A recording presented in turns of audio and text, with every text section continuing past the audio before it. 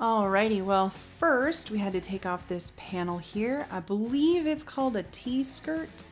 You guys, I knew absolutely nothing about these motorhomes before I bought one. I really ran into it blind, so I'm learning as I go. I think it's called a T-skirt.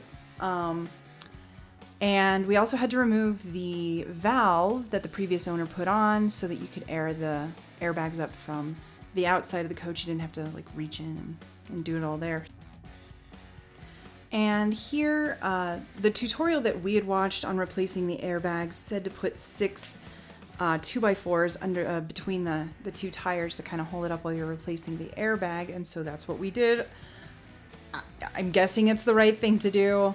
Like I said, came in blind, so we're kind of stupid about this. But anyway, so we sprayed the airbag just to show what we saw when we first bought it as to where it's leaking. The little air bubbles show that it's leaking pretty bad right there. And you'll see here up in a couple of minutes that it gets worse. So anyway, we had to jack it up a little bit to get the last 2x4 in there. Then after that, we took a spray bottle to the lines, the air lines, and the valves and stuff to see if any of those were showing any signs of leaking. And I'm pretty sure we didn't find anything. So then we moved on to letting the air out of the bag so that we could remove it. And as you can see, this took a couple of minutes.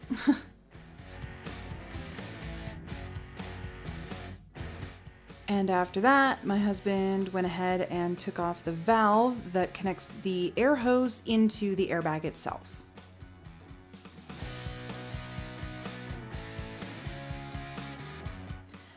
And at this point, we unbolted the airbag with the 1 1/8 inch wrench, as you can see there.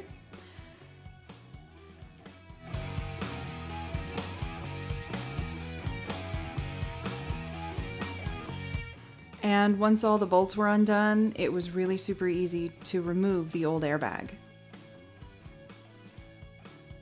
And I believe the bolt on the old airbag went through here, and my husband had to use vice grips and a wrench to get it out. And here he's going to show where that went actually on the airbag.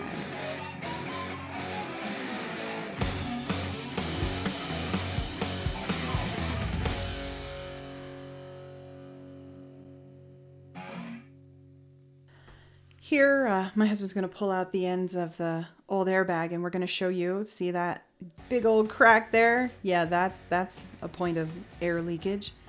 And I don't know how easy it is to see on here, but the rubber's cracked and old and dry. And then there's another big crack on the opposite side in the same place. And here we finally get to put on the new bag. Yay! So we put the bolt hole where it belonged and then squeezed out as much air as possible, and then just kind of, muscled it in so we could get the other bolt into the hole where it belonged. And I got to hold the air hoses out of the way. They put on a neat, nice little fancy connector for us. Mm-hmm. See this nut here? Mm-hmm. It's the same as this here. Okay. So what's the solution? It's not this thing. So my husband just bolted the new airbag on because we needed a new connector for the air hoses back into the airbag.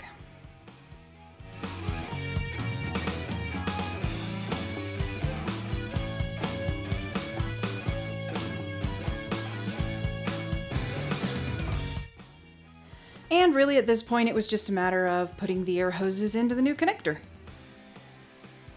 And making sure that the right hose went into the right hole.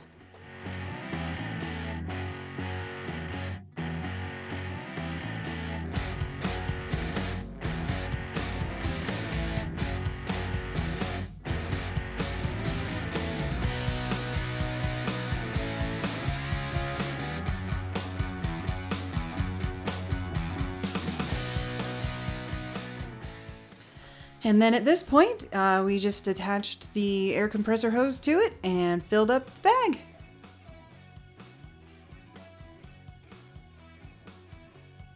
I left this part pretty long because when you have it in fast motion, you can see the bag expanding and the tires moving. And that was something that I thought was really cool, that the airbag makes the tires spread further apart and come back together when it empties. And I didn't know that before, but that was a really cool tidbit to find out. And here's where my husband figured out that he hadn't quite tightened the new nut down that holds the hose into the airbag, so that's what he's doing here. All right. You see this guy? So this arm here is connected to the wheel, but this whole unit is connected to the body of the RV. What I'm thinking is that when this lever approaches a certain angle, it opens up this valve. Okay. We're too high, so it's leaking out, thinking it's overinflated. Okay, so what does that mean? It means this thing is going to keep going off until we can get this arm down to like that. So is there something we need to adjust? Nope, we just gotta get off these blocks. Oh, okay. Because so jack it up a little? Yeah, because the things are too tall like this. Does that make sense? Yep, makes sense. Enough that it thinks it's where it needs to be. And currently at 45. My guess is it's still too tipped the other way. Oh, okay. So I'm gonna work on the other side. Work on the other side. I think it might be trying to level itself. So I don't know how well you can see this.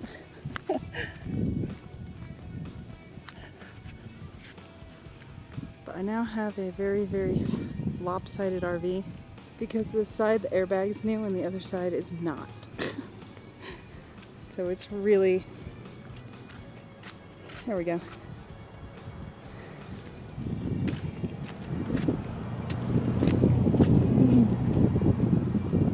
So this side has the old airbag, and this side has the new airbag. So different. Then all that was left to do was reattach the valve and put the T-skirt back up. I just want to take this opportunity to say thank you to anybody who's watching my videos. I really appreciate the support, and whoever wants to join me on my journey is totally welcome. And I'll be back later with another video, so bye!